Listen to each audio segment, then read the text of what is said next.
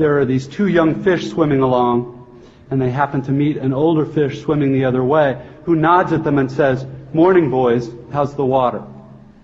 And the two young fish swim on for a bit, and then eventually one of them looks over at the other and goes, "What the hell is water?" The point of the fish story is merely that the most obvious, important realities are often the ones that are hardest to see and talk about. Here is just one example of the total wrongness of something I tend to be automatically sure of.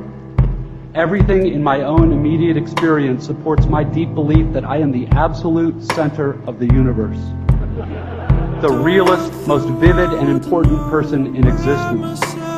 We rarely talk about this sort of natural, basic self-centeredness because it's so socially repulsive, but it's pretty much the same for all of us. It is our default setting, hardwired into our boards at birth. Think about it. There is no experience you have had that you are not at the absolute center of. The world as you experience it is there in front of you, or behind you, to the left or right of you, on your TV or your monitor, and so on. Other people's thoughts and feelings have to be communicated to you somehow, but your own are so immediate, urgent, real.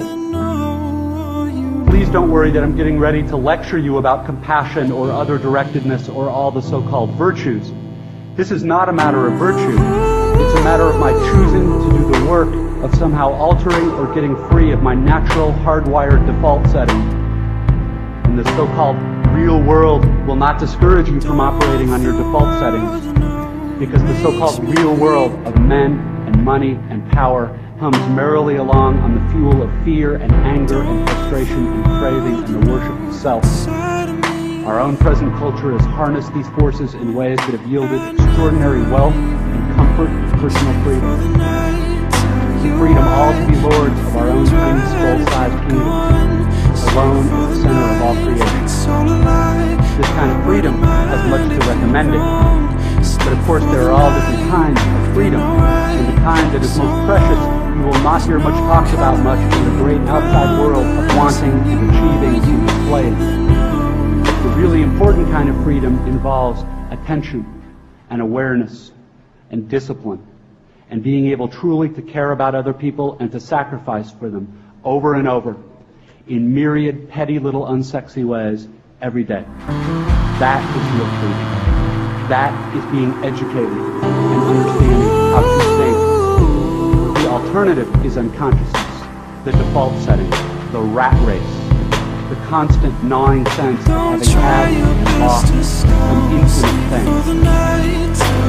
I know that this stuff probably doesn't sound fun and breezy or grandly inspirational the way it's meant to sound.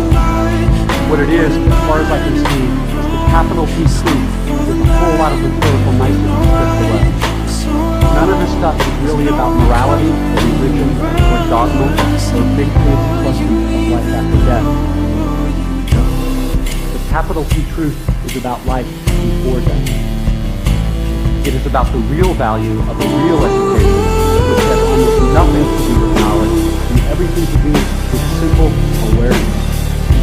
Awareness of what is so real and essential, so hidden in plain sight all around us all the time, that we have to keep reminding ourselves over and over.